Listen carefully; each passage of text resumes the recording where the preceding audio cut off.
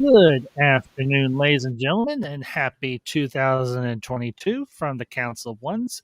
And welcome back to the Ambassadorial Wing and a brand new installment of the Council of Ones Babylon 5 review. Hope you all are having a wonderful Friday afternoon or Friday evening, depending on what time zone or what part of the world you're listening to this in. And today we are continuing our review of season 5 of B5 with the episode The Long Night of Londo Mollari. And with me this afternoon, I have got my two fellow council members, my two good friends. You know them, you love them. They were absent last week, but they're back today. Fiona Wolf and Mountains Elysium. And we are, of course, awaiting the arrival of the other two council members, Zod Rider and Lord Koj. But good to see you all once again, and a shout out to the chat. Archer Cullen. Archer, it's good to see you, bud. Appreciate you popping in as always. Always a pleasure to have you alongside us as we journey through this thing called Babylon 5. And Fiona, Elysium, good to see you. Glad to have you back live with us. Missed you. And of course, Happy New Year. Yes. It's been an interesting mix for the new year. A lot of good things happening and a lot of like, oh my God, why is this going on now? So, yeah. I try to focus on the more positive if I can. Yeah, that is true. But yeah, this is a very intriguing episode. We see the departure of a very familiar face from the station, that of course being the attaché to a certain Delin.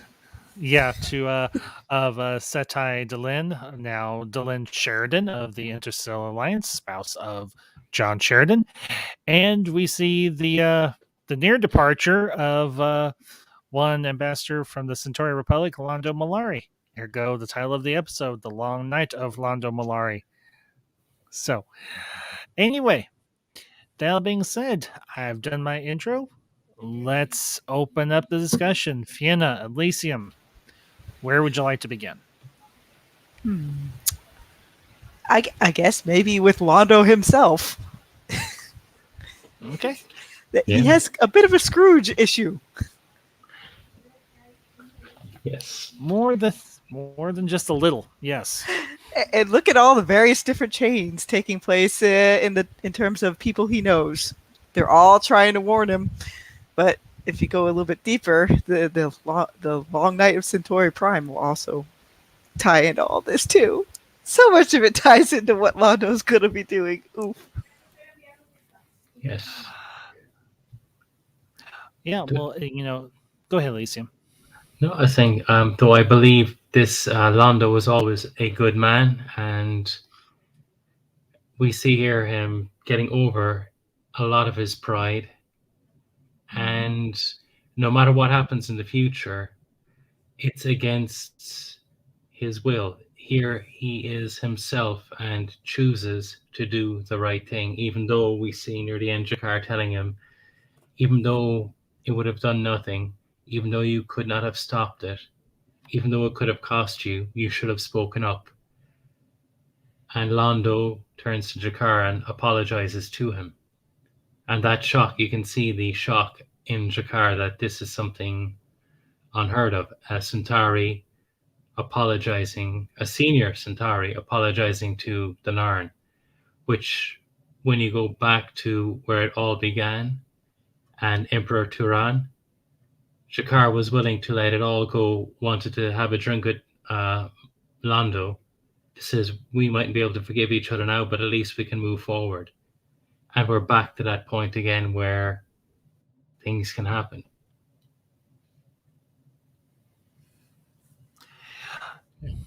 Yeah, it's interesting because this episode is very much a culmination in many ways of Londo's journey up until this point through the first 4 seasons, everything that he has done, everything that he has experienced, everything that he has gone through, everything that he has caused to transpire.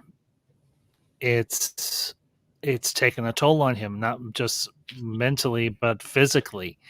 And it's, a lot of several people in the chat, Fiona and Colin, have both remarked upon the fact that this episode is very much like Dickens' A Christmas Carol. And in many ways, Londo is visited by three spirits, but they are spirits with familiar faces. That is, of course, of Delenn, of Sheridan, and of course of Jakar. And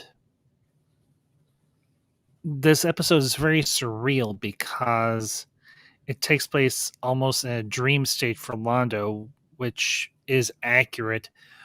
But at the same time, there are moments when it crosses into what's going on in the station itself. And the thing that I found most interesting was the fact that Straczynski was willing to go there to harken back to a very old story that a lot of people are familiar with, but give it a twist all its own. In that, the fact that Londo is not as evil and as miserly as Ebenezer Scrooge was. But at the same time, he carries a very heavy burden on his back, and it's a burden that both he himself and others have laid upon him. And I cannot help but think that this episode came at a rather opportune time, considering we are starting a brand new year. And we are looking both forward and backward at our journeys in life. And we have to consider everything that we have done or everything that we may potentially do down the road. So, Fiona, Elysium, your thoughts? Well, to be fair, a lot of those chains Londo put on himself, even though people warned him well before time that it was going to happen. Veer being one of the first ones, to be honest. Here, he just gets to see the results of all these chains that he's wrapped around himself. I mean, Scrooge couldn't spot his own chains. Londo knew they were coming. I think Londo, going back to when he was at Lady Morella, when he was asking, can my future be avoided? He knew those chains were there, and I think he's chosen here to, like with his vision in Jakar, even though he can't do anything about it, he's going to speak out. Now, unfortunately, we'll see later in season 5, the Drac will stop him doing that with the Keeper. But here, Londo is himself, and even though he pretty much can see he can't avoid those chains, it doesn't mean he can't do something about it, even if the universe won't let him take them off. Yeah. Well, the part of this episode that I found most interesting was the conversation between Londo and the shade of Sheridan. But before we get into that, let's give a very warm welcome to another member of the Council of Ones. You know him, you love him, Lord Koj. Hey. Hey, Koj. Thank you for having me with that great intro. Yay! Sorry, I just got off of work. I'm in my car. It's all right, bud. You're fine. So glad to have you here. We've just gotten started, so you haven't missed a whole lot. So good. What I was remarking upon as you came in, the part of the episode where Londo is having to confront his past mistakes, his past errors, and so on, is the conversation between him and the shade of Sheridan, as I call it, or the ghost of Sheridan per se. And there's one comment that Londo makes that I always found very interesting, and I thought it was a nice little piece of clever writing on the part of Straczynski. And that's the part where he's like, I've always dreamt of my death, and yet for some reason, I've always felt like that you were there. and I cannot help but wonder if somehow Londo was unintentionally cognizant of the fact that Sheridan had been traveling through time and that it was, in fact, the echo that stuck to Londo. Because if you remember, in the episode War Without End, Sheridan gets thrown into the future, and it's in the aftermath of the fall of Centauri Prime and Londo becoming co-opted by the Drock. And I cannot help but think is what a clever little thing for Straczynski to do, to harken back to something that's 2 seasons past, and yet it still holds its relevancy. And I will admit, I did also like the costuming change from when Sheridan first came on board as still a member of Earth Force, all the way to where he's in his burial shroud, and then he turns into a being, a spirit, or a being of energy. So, guys, your thoughts on that, or on anything along those lines? I'm glad you mentioned that ghost part, because when I was watching this, I was kind of looking at it like a Christmas Carol in a way, that he's seeing all these ghosts or spirits or representations of past, present, and future. And I think I would peg Sheridan as future. And I don't know. I always felt that when he had that vision of Jakar and him strangling each other, it seems like there's like some hint to spirituality or some telepathy with their species or whatever. And they say some cyclopses in traditional stories. The cyclops can only see their death into the future. I don't know, according to Krull. But I was thinking that he probably is also aware of where he is, and I have a feeling, those energies. I just rewatched Interstellar, so I got a whole bunch of new ideas and stuff again. But I feel like with Sheridan going back and to from the future, there's probably some kind of, I don't know. I think Londo always sensed that he was there, and then having this dream, he was able to go deeper into what the dreams mean, because I feel it's kind of cool that this is all about his life, just like Mr. Scrooge for Christmas Carol or whatever, that they're reflecting upon their past, and it usually reflects on something they must do now. Unfortunately, we know Londo has more of a tragic end, and this journey is really, really fun. And the end part where he was talking to Veer about, oh, am I jumping the gun? I don't know. You stop me if I am. But the end part where he's talking to Veer about, like, sometimes there's like another being. I'm trying to forget. There's another representation of your other half, or like not really a soulmate, but like a crucial person to you. And it seems like that's Jakar. And apparently, yeah, someone help me. Like it's like a mirror. Jakar and Londo are reflections of each other. And the fact that Londo never knew that until now, kind of, it makes me feel that Londo's looking back at his life. He's like, I missed some things in my quest and lust for power. That even in his own culture and his own beliefs, there's a couple core things that he missed that is probably crucial stepping stones for him becoming a better person. And I think he's realizing that, but the tragedy, I think he's realizing it too late. Well, that in the context of Londo's death, Jakar's not really angry. He's trying to prevent the Keeper from alerting the Drock, so that way at least Veer can inherit a throne that isn't corrupted. Exactly. It's like there's more to how we get to the end than just seeing what happens in the end. And I think that's something that he lost sight, and a lot of us do too, I guess. Yeah, that's my 2 cents I can think of right now. But honestly, if Londo didn't bear all those chains, somebody else that would have been more than willing to bear all the corruption, like a Rifa, like Lord Rifa, that would have ended up even worse. The Centauri people truly would have been a dead people, and they probably wouldn't have ended up, surviving alongside the Narn into the future. They wouldn't make it to season 5. Yeah, they would have. They probably would have been KO'd pretty badly. Because Rifa's going to welcome the planet killer and everything. Well, yeah, like if somebody like Rifa was in charge, yeah, the Vorlons probably would have KO'd Centauri Prime a lot quicker. They, even the defense of Coriana 6 probably wouldn't have prevented anything. Yeah. But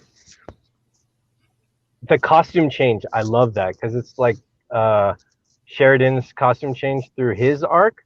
But what I find interesting is that it appears in Londo's vision. I always wondered. Oh, sorry, Coach.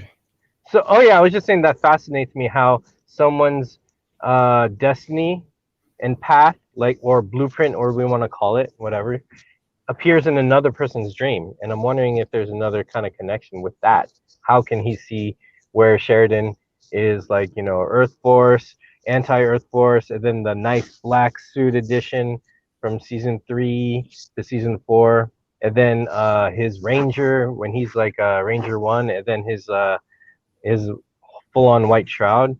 It's like, that's very key. And at this point in the story, none of that has happened yet, but that destiny or whatever was able to be shown in his own dream. So that's fascinating to me. All right, I'm done. Mountains or whoever. Oh, well, it's kind of interesting that Londo's own outfit didn't change much. Like everybody else kind of changed around him, but he was just staying static until the very end, where he started admitting his guilt, and his outfit became what Jakar was wearing when he was being whipped. Yeah. Because Veer was saying in the med lab, while all this was going on, like there's like some levels of guilt that Londo hasn't fully processed, so his other heart is giving out on him. It's like, oof. Well, and the interesting thing is Londo is aware that Sheridan eventually will die. He knows this. Practically everybody that's close to Sheridan knows that he's going to eventually die. In 20 some odd years, I think it is. And it's a reflection for Londo to realize that he doesn't have himself have much time left. I mean, we can assume that Centauri live to be relatively old. They're a fairly long-lived species, but they have a very strong sense of their own mortality. They're not completely unaware of it, obviously. Most sentient life is aware of their own mortality. But for Londo, I think it's not so much as it's his mortality that bothers him, it's the legacy that he's going to leave behind that bothers him the most. And him going through this entire ordeal where he has to confront everything that he has done. And he has to say one word that he has never said before, ever in his life. Or one phrase that he has ever said before in his life. And Delenn says it at the beginning of the vision. You're looking for a word. One word. One word can save you. And let's all be candid here, it is a hard thing to own up to one's own mistakes and finally let it go and say, I was wrong. I did the wrong thing. And I am sorry. And it's, through this entire ordeal, we see Londo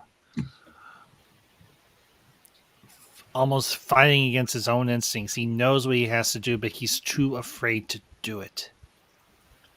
And fear is as powerful a motivator as regret. But fear can also work against us. That's the truly interesting thing about the whole concept of fear. It can paralyze us to being able to take the actions that we know we need to take, and yet we're unable to because we are so afraid of what the outcome might be. So, guys, your thoughts? I found it interesting that Jakar was in Cartagia's gear at one point. It was kind of like a double whammy. It's like, oh boy. All because Londo was having trouble saying the one thing, I apologize or I'm sorry. Like genuine sorrow.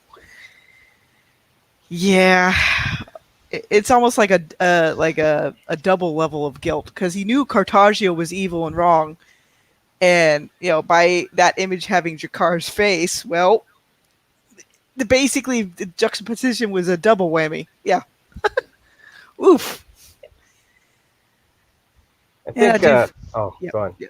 No, I also find it interesting that his heart was in a glass box. So it's like, what was that one Edgar Allan Poe story? Where you could see the heart kind of beating away. The telltale heart. Yeah.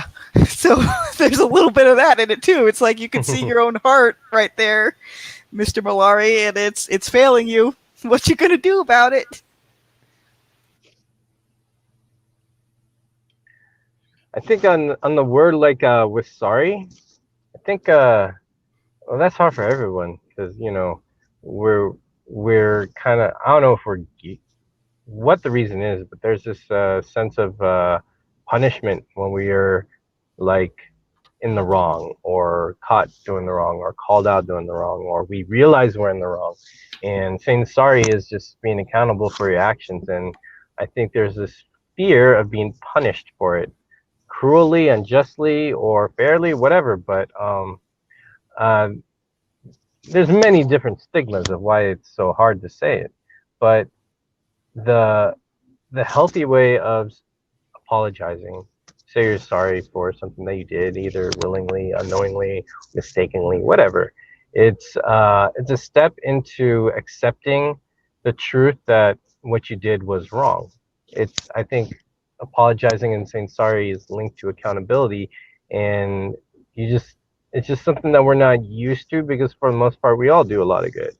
But then there are some people who try and avoid it and hide a lot of things and ignore a lot of things, like with Londo being moving up fast in the political scheme of his government and his world. There's a lot of skeletons in the closet, a lot of secrets he's had, a lot of things he's tried to forget, things he drinks his way around to avoid and move on and just success. So it makes sense that there's a lot of stuff he hasn't been accountable for, and he has felt shame. We've seen him have horror on his face when they used mass drivers on the Narn homeworld, his claimed enemy, but he had compassion there. So I've always believed that there's a lot of good in everybody, and for Londo, he definitely has good in him. It's just, I think that since he hasn't said sorry, he hasn't been accountable, he's ignored that part of his spirit, his self, as a person, as a sentient being, to the point where his body or his self or everything knows better, and it's failing because he's neglected it. It's like neglected to feed the plant or whatever. And this vision is a huge reality check, and I think it had to happen when he was unconscious, indisposed, on the brink of life, because he's on such a schedule, letting the world around him move him around, and his only way to get away from it is to escape even more with partying and drinking and all that. So I can relate with that because I've lost my way a few times too in a similar fashion. But this is a really deep, profound moment, and the only time he can have to himself is when he's about to die. That's how far lost he's gone on his journey. So this is a very profound episode for anyone who's probably had that pressure to face what we've done, big or small, whatever. He wasn't really as brave as his friend Usajado from the other season, because right, knew exactly just how bad things were going to get, and if Mollari had properly stood up, sure, he would have had more knives aimed at him, but then his friend probably wouldn't have to die to cover for what was happening, Yeah, and that's a very good point, because he and his friend were best friends when they were younger. So it makes me wonder that the direction Londo went in, that they kind of, what if it seems like Londo grew apart from his core self of like what his friend represented. Like his friend was can also double for who he is if he listens to his heart. Or so yeah, that was oh yeah, I think that's connected too to this, because ever since he did that duel, he's been further on this path in his political Oh scheme yeah, or whatever, and he's been even further from who he was in season 1. yeah, because even his friend did remark like Londo doesn't have his sword just in his hand. He doesn't have his sword properly engaged with his heart or his mind either. You know, like because Ursa Jado was on point with a lot of stuff besides just the surface level. Right. So Veer luckily will get more Centauri that are like Ursa, you know, once he becomes emperor. But in even the Centauri Prime trilogy showcases that, like, Londo has to bear the whipping post of the Drakh while Veer basically gets the proper resistance going. And I think that's why he loves Veer so much. Veer kind of represents his good side. But I also think this episode reminded me of Franklin's Walkabout, where he talks about that soul splitting, and this is where he sees himself. That's what I wondered. Yes. Yeah. He has to keep walking until he faces himself. Is this an actual spiritual experience, or is he sitting talking to himself, many aspects from within himself? So that could be dissimilar. I mean, I know JMS was an atheist, but being atheist doesn't mean the universe can't evolve spirituality or an afterlife or another plane. So again, it's still within keeping. It leaves what I loved about the show. It leaves it open. You can be religious or not, and the universe can still make sense. Either or could be explained. And so I wonder, again here, Londo meets himself and he becomes whole. And like I mentioned, he knows there's chains on him. He may not be able to change them, but now he will be able to speak up. And until the Drakh put the keeper on him and muzzle him, he does. And goes out of his way to do things. And I think going back about the voice speaking out, before he split from himself, it would have only taken a small voice with Emperor Turan to make a change. Then it became harder and harder and harder. Like Jakar said, you should have spoken up, even though he couldn't have done something. And he put Cartagia on the throne. So speaking up would have done nothing. But for his own guilt, realizing he put that monster there, he should have at least said something. And then, of course, Veer gets the brunt of taking out Cartagia. Like, oh, his hearts gave out. And the look on Veer's face when he had to plunge that thing in. Oh, God. Yeah, so Londo had to have a whole lot of chains unravel around his heart. So, but you know what? Lanier has chains around his heart, too, that causes him to do something silly later on. But this is just the precursor. I mean, he's using the angle of Marcus's death as a reason to go away and leave Delenn behind. And yeah, sure, Marcus knew about the healing device mainly because of Lanier, but I think Lanier's using that as a cover. While Londo's breaking the glass over his heart, Lanier's building up a wall. Yeah, definitely see that with Lanier now. Sorry, Ambassador. No, you're fine. You're fine. I'm glad, and honestly, I'm glad you brought up the whole matter of Lanier, because I kind of want to transition over to that topic of the episode, because where we've got one man whose heart is very much actually, let me rephrase this, because actually I had an epiphany. If you think about it, both Londo and Lanier's hearts are damaged. One man's heart is bound up by his regrets and his mistakes and by his past and by the fears of his future. Whereas another man's heart is damaged, but it's not anyone's fault because he carries a torch for someone that he can never be with and that is, of course, Delenn. And it very much goes back to the comment between Ivanova and Franklin at the tail end of season 4. All love is unrequited. The love that Marcus had for Susan, she never reciprocated, except in mourning him and eventually becoming the new Ranger One. For Lanier, and we don't really have a pinpoint for where exactly his infatuation with Delenn began, per se. We get hints of it. The Ceremony of Light and Dark. That one, Yeah, I I think. would say that was the first big cue that Lanier had very deep feelings, romantic feelings for Delenn. And it's no one's fault. He's in love with someone that he can never be with because she loves Sheridan. She's formed a bond with Sheridan. She sees Sheridan as an equal. And while she does see Lanier as equal, she doesn't see him in that way, and that No, she loves him more Andrews. like a student and mentor capability, or maybe like a mother to a son. Something along those lines, maybe. Yeah, sure. They seem like siblings to me. Yeah, that too. I mean, it was more of a familial, like a family level Right. love rather than a Definitely. romantic, at least on Delenn's end.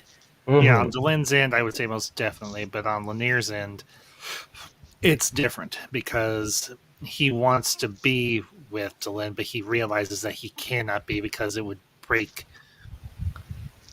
his vow of honor. It would destroy not just himself but also his clan and his caste if he were to pursue Delenn in this fashion. Because in their society, I imagine it's rather unseemly. It's very unseemly. Yeah, adultery. Ooh. Well, yeah, obviously, very much adultery.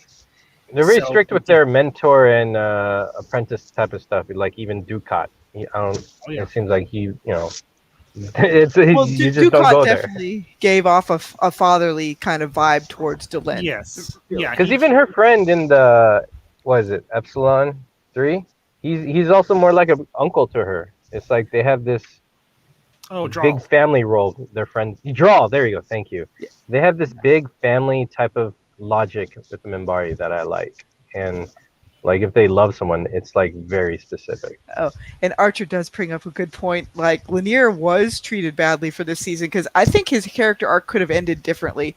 I think honestly it wasn't fair to him to prove Morden right. You know, the Day of the Dead thing later on. It's just like, oh no. It's like, really? Because Lanier, like more often than not, has put his heart on the line and everything else to do the right thing, even if he feels otherwise. You know. Yeah. I kind of feel Lanier is kind of like Londo in a way that they've kind of had a bad habit of like I feel Lanier, as good as he is, as amazing as he is, his whole life has been codependent. And I feel like he's always been codependent on Delenn, codependent on his duty, codependent. And I feel like when he comes to stuff for him, of what he wants, his goals, dreams, what he needs, it feels like he's kind of new. And when it comes to a point where he has an opportunity to act selfishly or not, I think that moment is more heightened for him. Because in a way, it's kind of like he's still youthful to me in a way. That he makes these kind of like young teenager mistakes or something, if that makes sense. Yeah, I guess part of it just feels like because we got to miss out on some stuff after Crusade, like with the way the civil war between the telepaths worked out, because Lanier was going to be a part of that whole arc in Crusade. Yeah. From what I remember reading of the notes, so it feels like season 5 is kind of like a whole abrupt setup from him, and this episode kind of just frames the beginning part of his overall downfall. And I really didn't want Morden to be right. It's like, oh. Well, I think he was right for the temporary part, but I don't know. I wrote a linear story in my fan fiction of what happens to him afterwards, even though the books had covered it. But I already wrote something for him. But the way I envisioned it is that with the fall, with where he goes at season 5, and he's kind of like on his own, like a Ronin, a masterless samurai type of arc. I feel like that's a new beginning for who he becomes as like a hero, and redeems himself by saving Delenn and John Sheridan's kid from a specific danger. That's what I took it as, and that's what I put in my story. But I just think it's a tragic, but it's an important beginning for him as a ranger, as a hero that he has to become. I think for him to grow as a character, he has to let go of his codependency with Delenn and all these things. Yeah, So it kind of tragically worked out in a way, but it didn't have to go that far. And he did make a mistake again. Yeah. Well, yeah, I honestly think that on LeShock angle worked pretty well for Lanier. It's just his reasons for joining them. It's just like, oh man, they're gonna make him like the mirror of Ivanova's love life. Oh no! Oh no! Oh no! Oh my god! I see it now. Well, and we have all been there, I imagine, at one point or another in our life.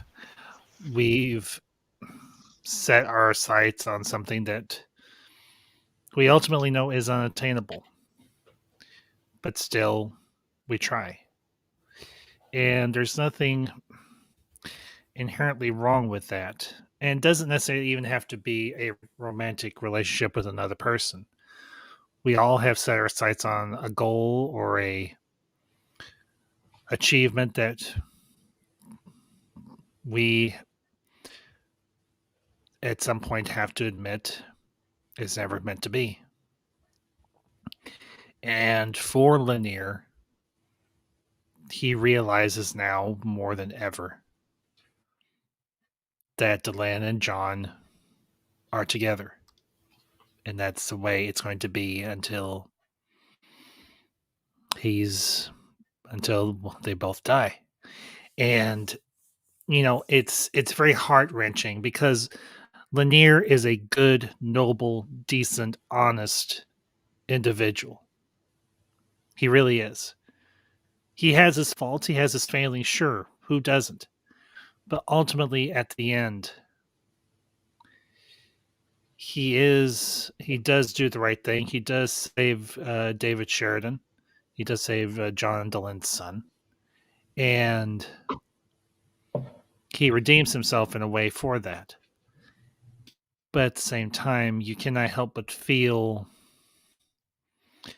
a pang of sympathy, or maybe a great deal of sympathy for Lanier.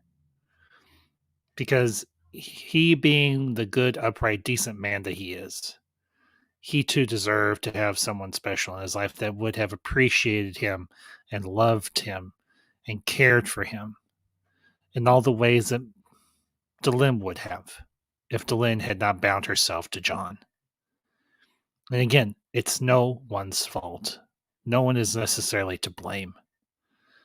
There's a very old saying, and it might sound a bit cliche, but there's truth in it. The heart wants what it wants. And sometimes the heart gets broken.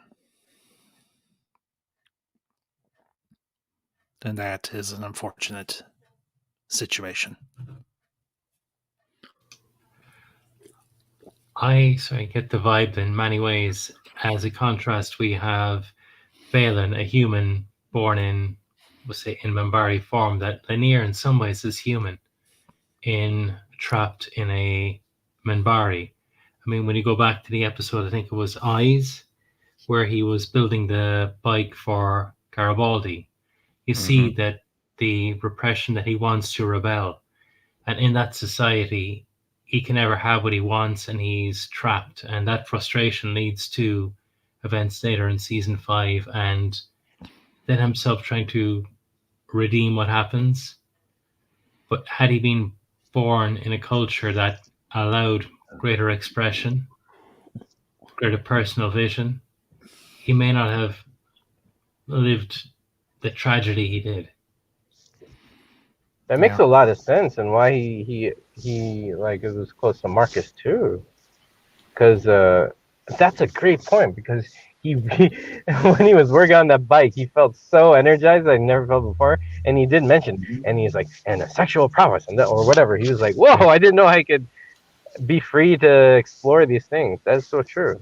Again, that also that complements what I was saying, that he's new to a lot of feelings and experiences when he's allowed to, because I think he's so used to a certain way about things and a certain placement of where he is and adjacent to others around him. So Actually, another thing I just remembered from that episode where when Lanier was building the bike, the actor himself, was it Bill Mummy, got into a lot of trouble. He has a band, and the chant he was doing was actually the lyrics from one of his songs. What, really? Yep. Yeah, He got into trouble over that. I think he still does some band stuff today, like with his band. Huh. Wow, I didn't know that. Yep. I think some of them used to get together too. Was it Bill Mummy? I think was it Patricia Tallman? I think Stephen First, I think, was involved as well at some stage. That they used to do some performances at, but I can't remember much more about it. It's just a memory at the back of my head, and I can't quite remember who was involved. But it was Zach Allen, the also sang in it on one or two occasions. Well, he was in Greece, so he can carry a note, I'm sure. Yes. And hey, Archer, Colin, if I happen to have misspoken earlier about it being Lanier that saves David Sheridan's life, I do apologize. I've never had a chance to really sit down and read the any of these the Babylon 5 novels. So if I'm in error, I'll own up to that and everything. But at the very least, he does in season 5. He does redeem himself, sort of, to save John and Delen's lives, most definitely. So, yeah. But no, it's just because I seem to remember Lou Welsh popping out of the closet and saying, "What's up, Drock?" I really remember that line from the book. They did. And he shoots the truck in the face with a PPG. That's one way to bring back a season 1 person. Yeah, I really liked Lou Welch. Well, I missed him as a character. I won't lie. He's also in the Spy Corps trilogy a bit, especially the third book where he's helping Garibaldi track down a certain vampire. Yeah.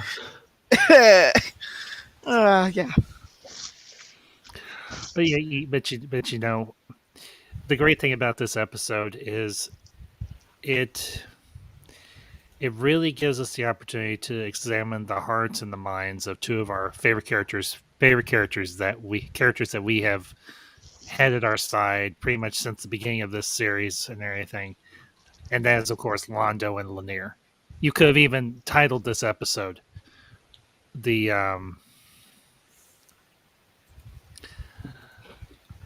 cases of the hearts of Londo and Lanier.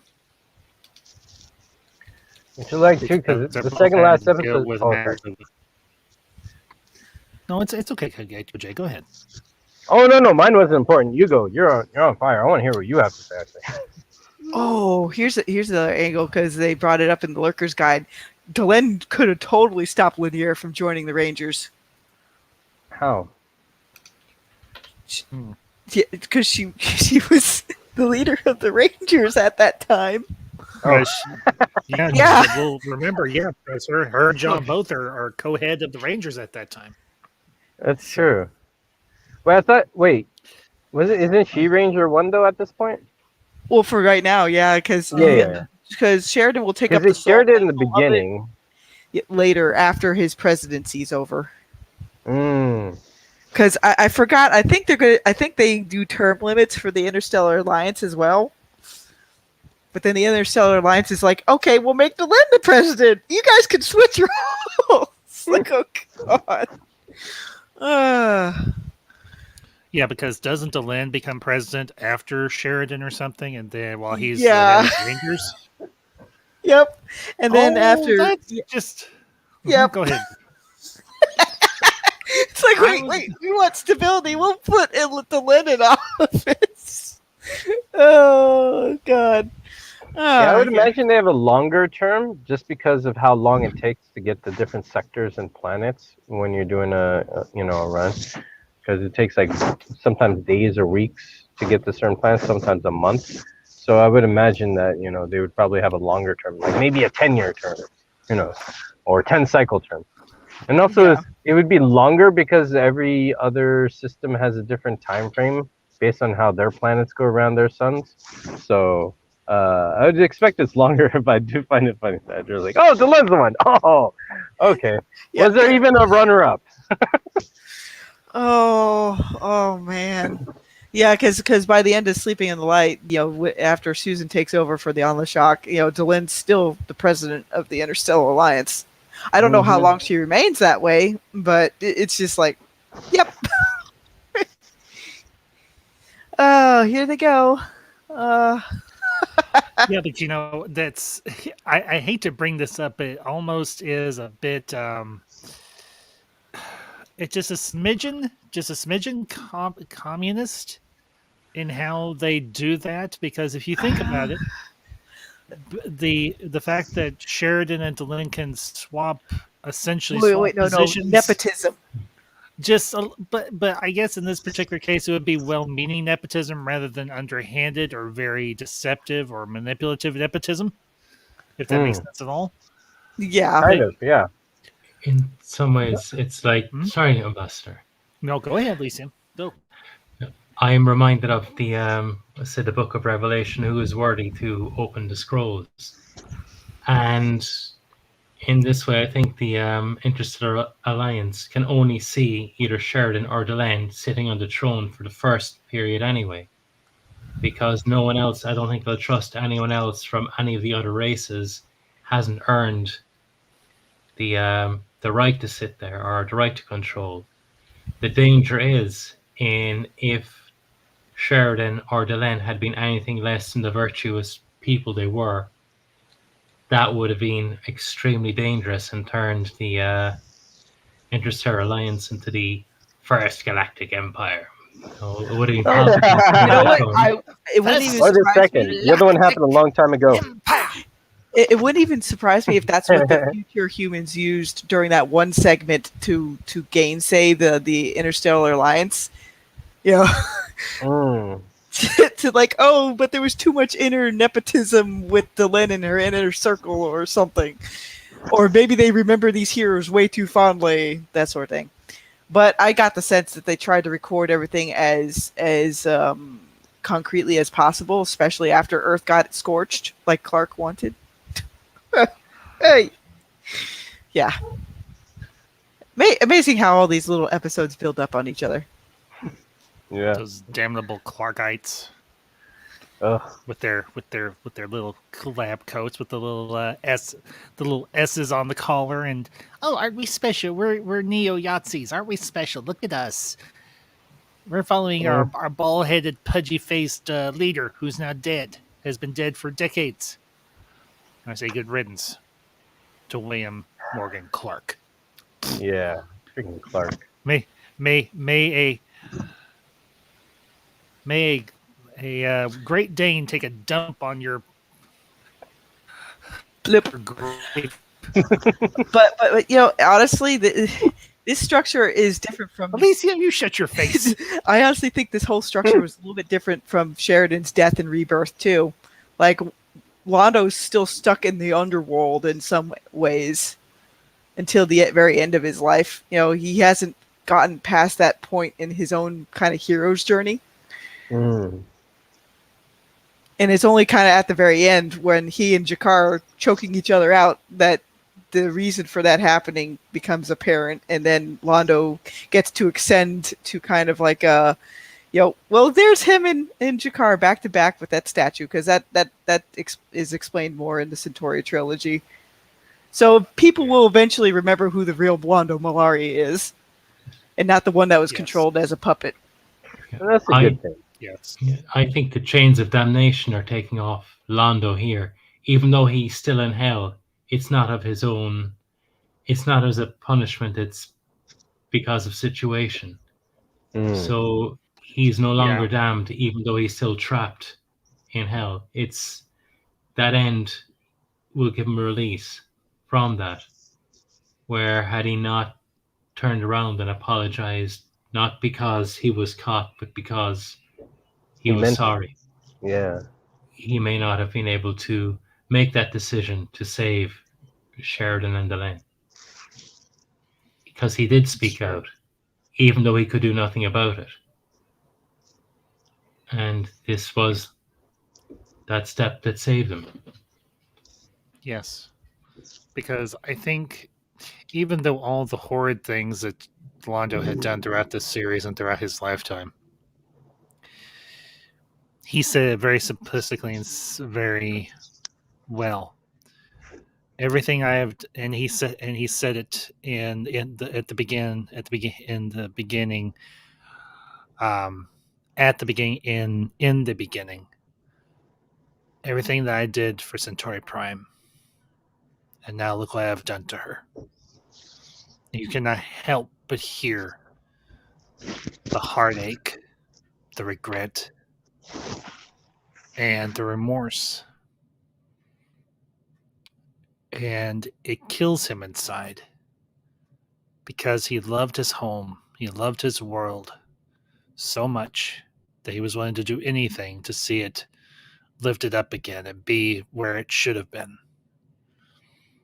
But in the end, it was because of his sacrifice, living under the shadow of the Drakh and that damnable keeper for all those years, that his friend, his attaché,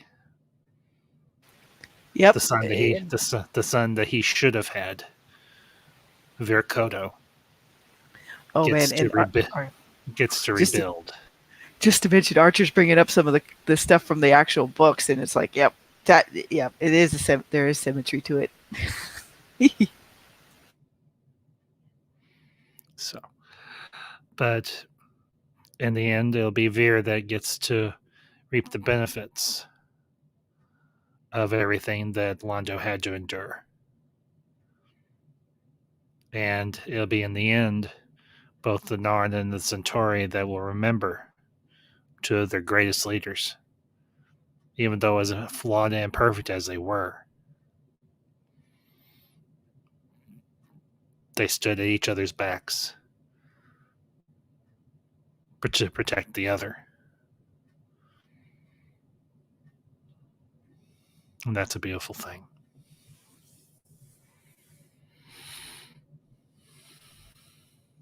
One could say that they're the reason why both those races managed to make it to the age of human and Minbari ascension, basically, even though they themselves haven't ascended yet. It makes me wonder, like, how far behind they developed in terms of, like, say, when humanity and Minbari were on the scene, because the Minbari were already old when humanity got out into space. So yeah, and very advanced too. Mm-hmm. Well, maybe advanced in the sense of technology and so on, but not so much advanced in the matter of their souls and their spirits, because they have been bathed in war and bloodshed for so long that they were lagging behind everybody else. Yeah, and sometimes the oldest are also sometimes the most strict or rigid. No room stuck in their ways. Like sometimes certain shadows and Vorlons. Right? And then God, and then adaptability and learning is difficult, or a little bit more. So much so that they basically alienated the rest of the first ones that were still trudging about. They're like, ew, Shadows, Vorlons, both of them suck. Yeah. Mhm. So, well, guys and gals, any final thoughts before we call today? So, the floor is yours. Yeah. Back on like Lanier being part of the story, I think this is like a good mature follow up to the second last episode of season one, where Londo and Lanier had a bonding moment in the strip club, in the bar, in the poker table. So, them, I think that episode and this one is interesting with the how far Babylon 5 has come, and also these characters when they're in that bar and getting into trouble and ruckus and getting into a bar fight. These two are kind of at their peak of innocence, and then after such a long journey of their character arc and their experiences that brought them to where they are now in this episode, it's almost like they're still kind of linked. They're still growing, even though they're not as close as Jakar and Veer are with them, or with Delenn and Sharon and whatever. They're both on their own kind of tragic journey together, and they kind of mirror each other in a way too. So maybe Londo, when maybe he has more mirrors than he thinks, and same with Lanier, you know. So I think that's interesting as well. We have the second last episode where it's them together, and the second episode of the last season where they're also there. It's like three layers of mirroring going on right now. As like, you know, Babylon 5 is kind of like a poem with the beginning, middle, and the 5-part story. It's just great to see these parallels. Wow! Cheers to you, JMS. Good job. Indeed. Fiona, Alicia, any final thoughts before we wrap up? Sometimes you don't like what's reflected in the mirror, but that doesn't make it any less true. That's true. I think it's like with Londo's arc that I suppose what I got from this is it's never too late. And even though when Londo asks, is there anyone who will, like in and I actually had it in my notes as well, and everyone's mentioned it, A Christmas Carol. There's a line, near the end of Ebenezer's redemption, is there anyone who will have a bit of tenderness about the debt? Anyone who will miss him? And it's the same scene with Londo. He asks the same question: will anyone miss me if I die? And the Len shade says almost certainly not. But we see Veer does care. And Yes. I suppose it should reflect for Manny that it's never too late to make a change. Yeah. And there are people who care even though you may not realize it. Yes. Well, and I'll make this final comment before we do close out. Delenn says it very simplistically and very well to John when Londo's laying there in the med bay in that bed. I have known him for almost 5 years since I've been on this station. He's made me laugh. He's made me angry.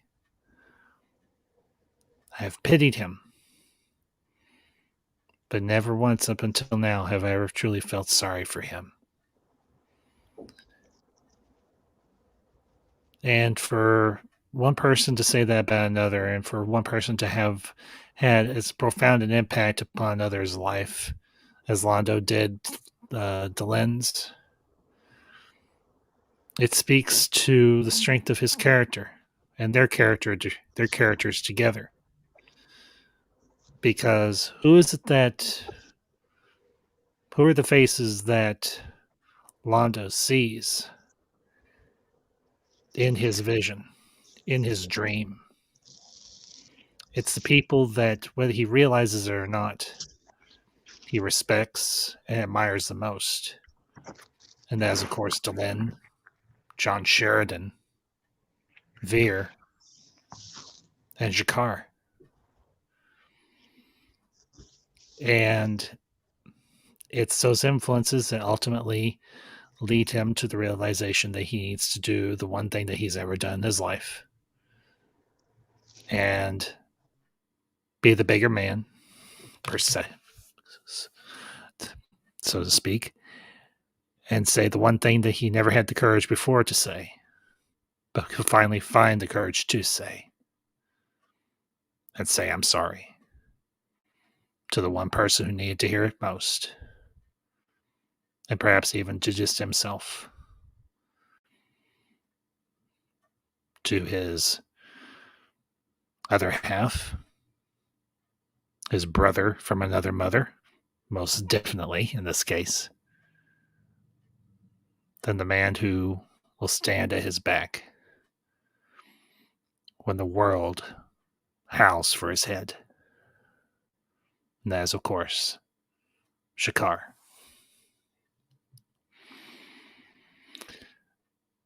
And it takes an even bigger man to accept that apology. And I think in his time, in his own way, Shakar finally did.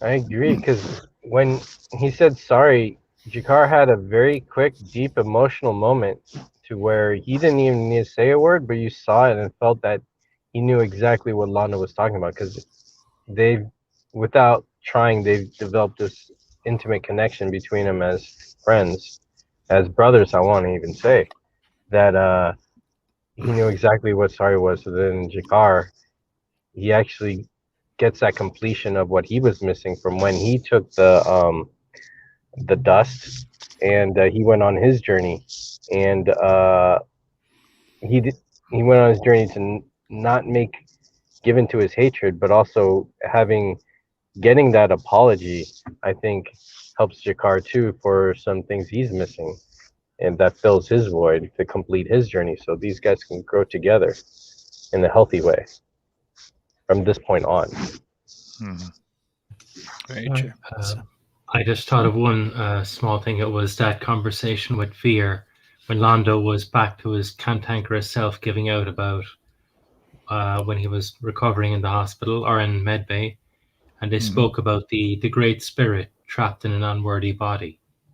Yes. And I thought that was a lovely little insight into the Centauri culture. But it kind of led to, was it all in Londo's head? Or was he really a great spirit trapped in an unworthy body?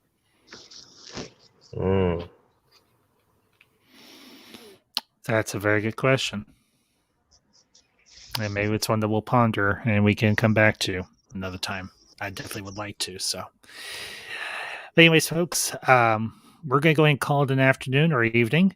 And want to thank everybody that tuned in today. I hope you all enjoyed the discussion. And as always, make sure you leave your comments down below in the comment section about this episode, The Long Night of Londo Mollari. We will, of course, be back next week with another installment of the Council of Ones, and hope to see many of you all here once again. We appreciate the support. We appreciate all of you tuning in each and every week. We hope you all get as much from these streams and these discussions as we do. And as always, make sure you smash that like button, share this out with all your friends who are fans of Babylon 5, both current and what is to hopefully come in the future. So, but that all being said, folks, you never know. Mollari might have picked up some of Susan's ideas of drinking a few little things to keep all the puppies away. No, because the wolf always has puppies. That's true too. So, anyways, folks, we will see you all next week. Have a wonderful weekend, and until next time, this is the Council of Ones saying 3, 2, 1. Zooty. Zoot. Zoot.